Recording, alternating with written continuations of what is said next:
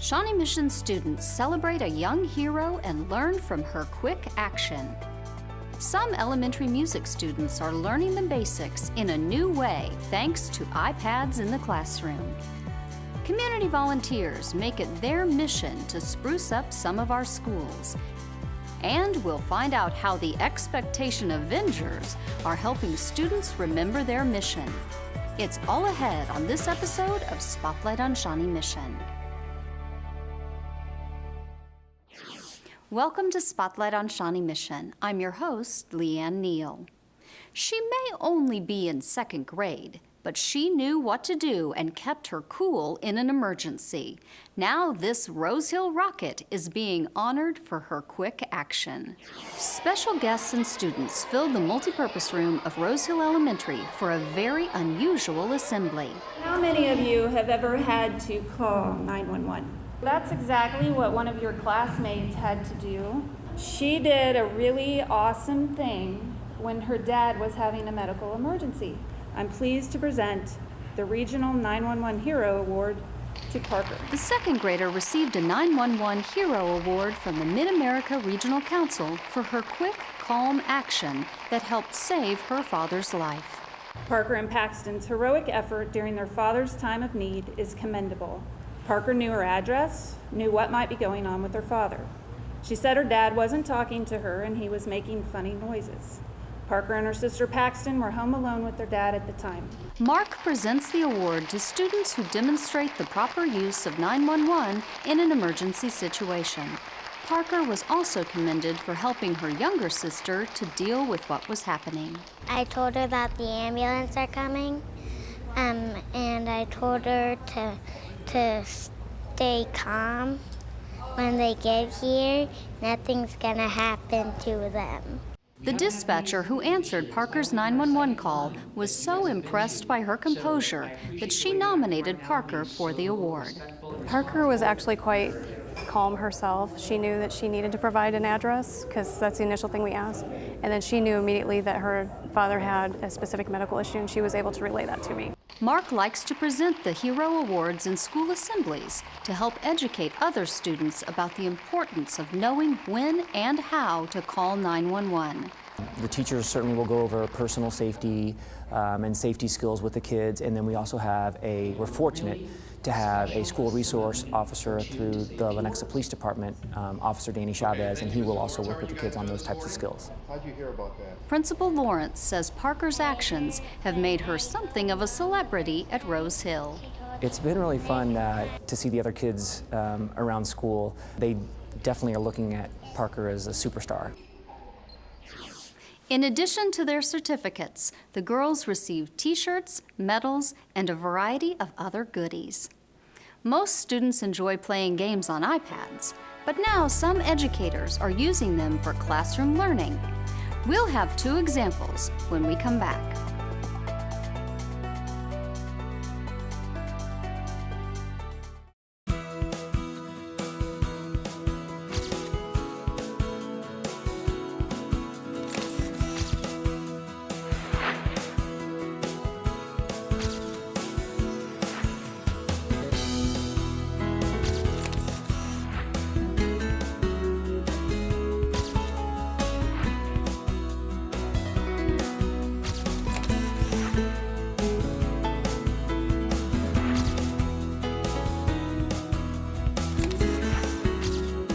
My name is Michael, and I go to Westwood View Elementary, and I read the book Wonderstruck by Brian Selznick. This book is about an 11-year-old boy named Ben who is deaf. Ben lost his mother in a car accident when he was still a boy. After his mother's death, Ben finds the book Wonderstruck in his mother's room. In the back of this book is a note that his mother had written, which leads him to believe that the father that he had never met might still be alive. Join Ben as he runs away to New York City to find his father. I rate this book 5 out of 5 stars for its amazing detail, word choice, and interesting storyline. Read it.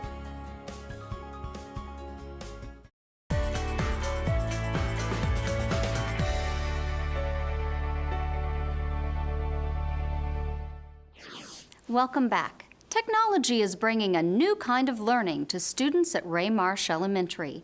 Check out how music class is evolving. It says tap to start, and you're going to go to learn. Tap on the learn. We're going to talk about pitch. That's the first lesson. Tapping, swiping, apps, and iPads? It was all new territory for music teacher Stephanie Adams, but not for her students, who are right at home using this technology to learn the principles of music. The first day of school, they came in and said, "Where are the iPads? Where are the iPads?" So we're going to have to ease into it, but they love them. They want to use them all the time. When you know the pitch matches, tap on the friend. The game we were playing was Music Lab, where you find the different pitches. It could be high or low pitches, and I think it was kind of easy. But then once we got to new instruments, it got kind of harder. Adams and art teacher Beth Kuhn received the iPads as part of a grant from the Shawnee Mission Education Foundation. The premise of the grant is that it brings in yet another level of learning, especially for this new generation of kids that are totally techno whizzes. You get to use technology and you get to play on the games instead of just doing worksheets. We get to play a game called Rhythm Cat, and there's rhythms on there and we have to play the rhythms to the beat of the song. As soon as you're ready, you're going to push play and watch what happens. He's going to give you the beat. It's your job to play that rhythm with your thumb. Adams says the iPads let her better assess her students' understanding of the material. You know, they can clap the rhythm with the class up on the screen, but if I have them down, you know, by themselves on the iPad, they can actually play that, and it electronically monitors whether or not they're doing it right or wrong. So it's a better way of checking. Adams also credits the iPads with helping her bring in another level of learning that reaches some students in a different way. For the special needs kids, it's been absolutely fabulous. They love it. And it makes me feel like I'm still doing something with them, and I know I'm connecting with them. Students are all for this new way of learning. Well, I never thought we would get iPads. Really interesting to use these to play music on and play games to help you get better in music. After her success with these programs, Adams is excited to try another app with her older music students. We have an app called GarageBand, and the kids can actually compose, and they haven't gotten into it too much yet, but by the end of the year they'll be able to compose different pieces of music with different levels, and they can actually stack the levels, you know, with the percussion section and the string section, and they'll make their own little composition on GarageBand. I think it's a great idea, and I love the people that gave us the money to buy the iPads, or I love how we were able to get the iPads because it helps so much. Orange. iPads are also playing an important role in learning at Shawnee Mission West, where discovering the brain will never be the same.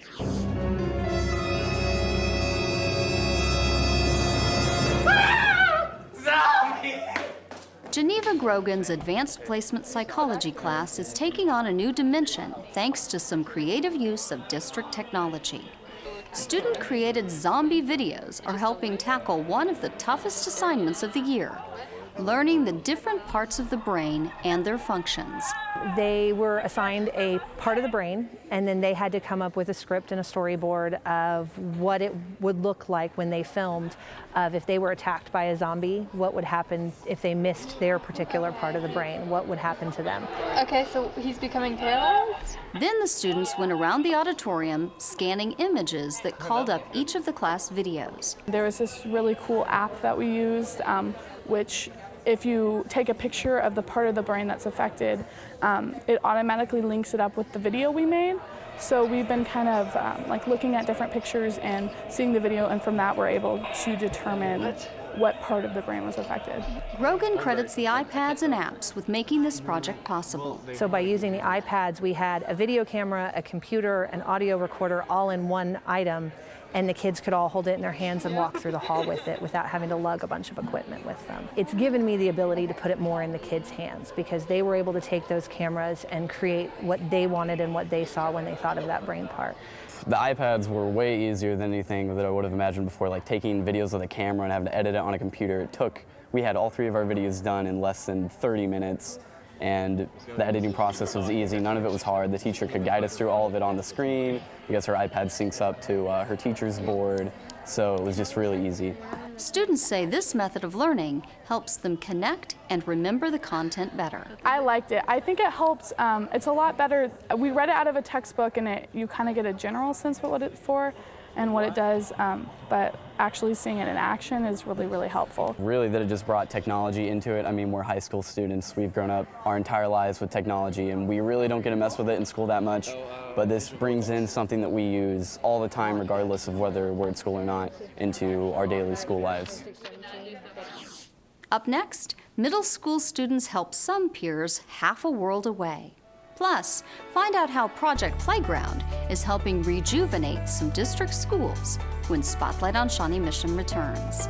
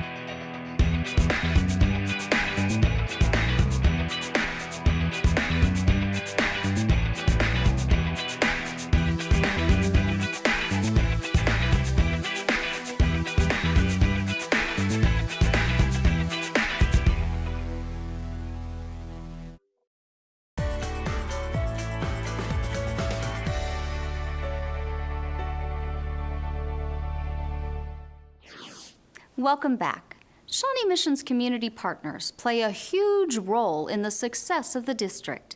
Now one caring group of volunteers is stepping in to help spruce things up.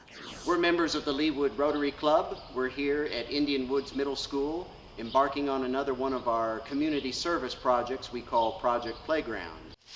One school at a time, Leawood Rotarians are using Project Playground to make a difference. Our first project, which we did right after school let out this past spring, was at Crestview Elementary School. Most of their older playground equipment was in need of repainting, so we scraped down to bare metal and repainted all of the basketball goals, the soccer goals, the security gate.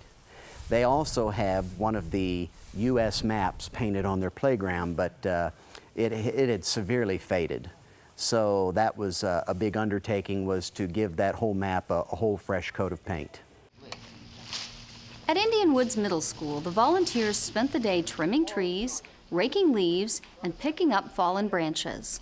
We're trying to establish a baseline here so that we can then at a future date come in and do phase 2, which will consist of some walking paths. You can see that at one time there was a walking path of sorts that led to this central area. We're going to try to restore that and enhance it further. Moore says their work is rewarding because many of the volunteers have ties to the district. Many of our Rotarians graduated from Shawnee Mission schools, and we know that due to the budget cuts over the years, they just don't have the resources to do the basic maintenance that they used to be able to do routinely. After they finish up work at Indian Woods, these Rotarians already have their next project in mind. We are also planning to go up to Shawnee Mission North, where they have a rose garden, and they also have a raised planter bed that surrounds what they call their mini Statue of Liberty. And both of those areas need some attention, some TLC. So we'll be going up and doing work similar to what you see here. Thanks to the Leawood Rotarians for their commitment to Shawnee Mission schools. Think globally, act locally. That's exactly what some students at Hocker Grove Middle School are doing with a new service project. Through an organization called Change the Truth, Hocker Grove students are learning about a group of children at an orphanage and school in Uganda. Changing the Truth is a program started for an orphanage in Uganda, and it's sending like art supplies and other supplies to Uganda in that orphanage to help those children who lost their parents to disease and to the Civil War and are homeless. Students began by watching a documentary to learn about the challenges these Ugandan orphans face. In class, we've been talking about this orphanage and how they've needed a lot of help with food, and how art therapists are going over there to volunteer to help them get through some hardships in their life. Next, Change the Truth volunteer Natalie Boughton shared more about Uganda and what life is like for these students. We talked a lot about what the school day is like for students. Kids here complain about having a lot of homework, but the high school students at least are getting up at 3 o'clock in the morning to start their day so that they can do their chores, so they can be to class by 7 a.m. and they stay there till 6 p.m. and then spend another 3 or 4 hours at night doing homework and studying, oftentimes by with very dim amounts of light, and then go to bed to get up to do it the next day. At Hocker Grove and throughout Shawnee Mission, we are implementing a second step program, which is helping our students with social awareness skills, and we can really relate service projects to a lot of the standards that are met through this new curriculum that we've implemented. So it really helps our students think globally about the whole world and not just the world that they live in. A lot of us really do care, we just don't know how to help. And now with this program, we do get to help more and show empathy. During the year, Hocker Grove students will work to help and connect with the orphans at St. Mary Kevin. In our 5th hour classes today, students will be dividing up games and organizing beads and art supplies and all kinds of fun activities for the students at St. Mary Kevin. We're going to write them a letter and say hi to them and let them know our names, and then we're going to give them art supplies so that they can use that. In all of them. O'Brien hopes that learning more about these Ugandan orphans helps her students see the bigger picture. I think that at Hocker Grove, students are really going to enjoy this project because it's helping students who are similar to their age. I think it makes more of an impact when kids can relate to just even the age group of the students that they're helping. They'll be organizing the toys, they'll be writing the notes and watching a video that hopefully impacts them and lets them see that there are kids all over the world that experience things, and let them see if there's a commonality between their lives, if there's something that's different, so that it just makes them a citizen of the world and not just of Hocker Grove. It's taught me a lot about how to appreciate the things I do have, and that I do have people who care about me, and I have things that I want and things that I need, and to not take it for granted. We're learning that helping each other will make it a better world for everyone. I think it's great because at the end of the day, seeing the smile on the kids just makes me happy. If those children see this, never give up hope. And you may go through the worst, but there's always better. I think they want the same things. These kids just really want love because they don't have, their family, they don't have it, and they just really want to know love. And so every kid kind of wants just that feeling to be loved. Still to come, find out how the Expectation Avengers are helping students remember what's important at McAuliffe Elementary.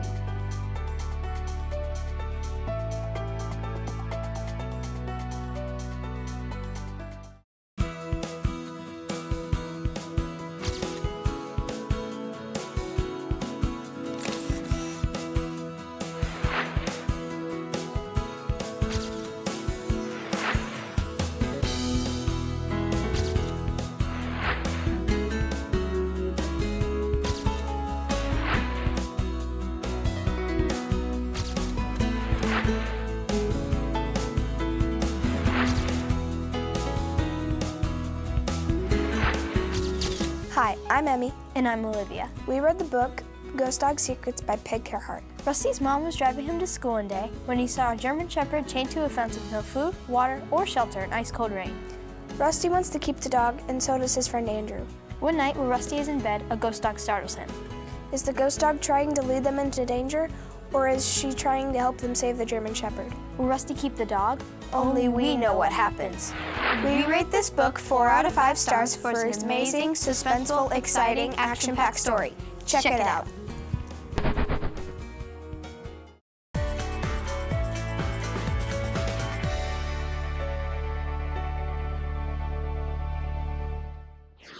Welcome back. 5 new superheroes are on the scene at Christa McAuliffe Elementary. Their job? To help students remember what's expected of them. Welcome to our PBIS beginning of the year assembly. As you can see on our screen, today we are going to welcome the Expectation Avengers to McAuliffe. McAuliffe held an all-school assembly to introduce the new Expectation Avengers.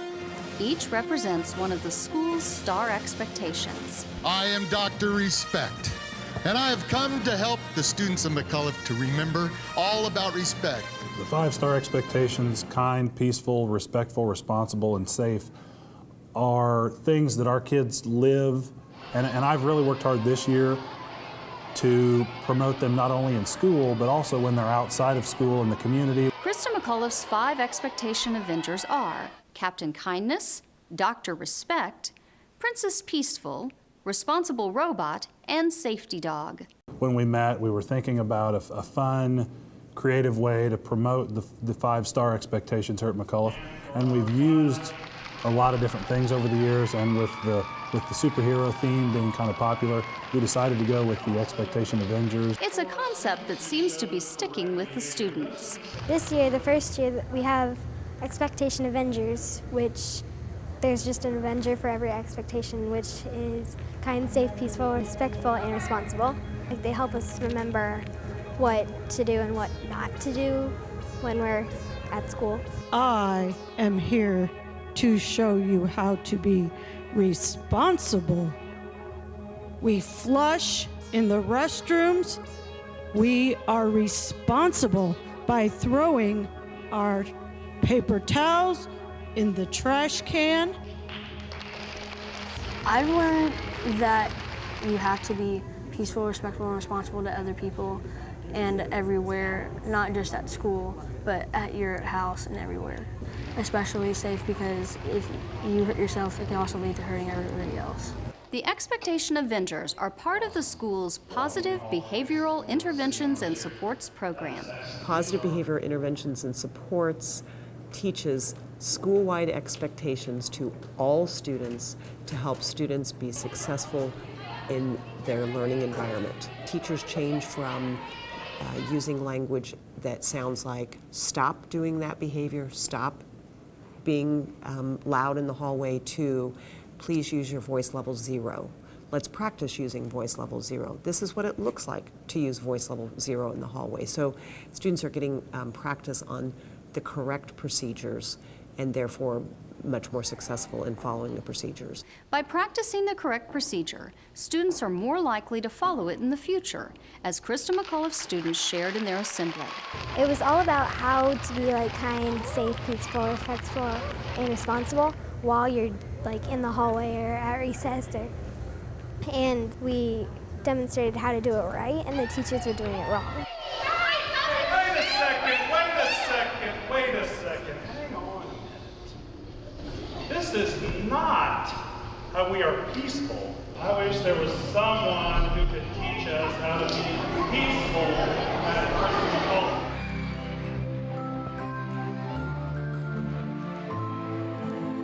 I am Princess Peaceful, and I am here to help you learn how to be peaceful so others can work in their classrooms. With PBIS in place, the environment at the school is different. There's dramatic changes in the climate of the building. There's a much more positive approach to student behavior. The staff are happier, the students are happier, because now the students know what is expected, explicitly expected of them, and they're able to more successfully follow those expectations. In the end, proactiveness takes a lot less work. If we can be proactive with them and teach them before the activity happens or before the problem occurs, then you're going to get a lot more out of the kids. Orr says Christa McAuliffe's 5-star expectations have been in place since before the current 6th graders were kindergartners. It's definitely something that's ingrained, and that's part of the reason why we're trying to come up with new and creative themes, is because it is the same core value system, so we're just trying to put a different spin on it to keep it fresh and keep it lively so that the kids enjoy it and have a new way to look at it and follow it. And we knew the kids would be excited, and they were today. It was fun to see their faces, and it also helped when we had some of the teachers dress up as the characters, because I think that always brings it a little closer to home. It was a lot of fun. We get a great reaction from the kids anytime we dress up goofy for these things, and really gets them inspired. And I think the message comes through better when we act up like kids. Our thanks to artist Brad Bialik for creating the drawings of each of the Expectation Avengers. He has 2 students at Christa McAuliffe. That's all the time we have for this episode of Spotlight on Shawnee Mission. Join us again as we continue to feature the programs and people of Shawnee Mission who are helping guide students to success. Thank you for watching.